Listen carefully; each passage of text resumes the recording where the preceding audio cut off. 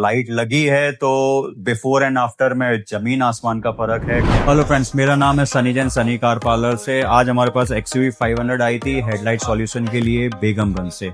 बेगमगंज तकरीबन 80-90 किलोमीटर दूर है सागर से। लाइट सॉल्यूशन के लिए हमारे पास आए थे। ये ऑलरेडी कहीं से LED लगवा चुके थे कार में, बट जो थ्रो था वो सेटिस्फैक्ट्री नहीं था। वॉटेज तो पता नहीं कितना बता रहे थे कि 300 वॉट या 400 वॉट कितना वॉट लगाया हुआ था, बट जब रिजल्ट हम देख रहे थे रोड पे तो रिजल्ट नहीं था।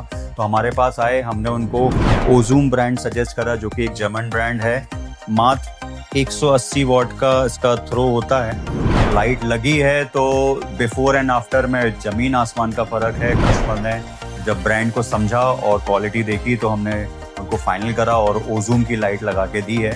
तो अगर ऐसा कुछ अगर आप कराना चाहते हैं तो हमारे पास आ सकते हैं, सनी कार पार्लर, सागर, मध्य प्रदेश में। Thank you.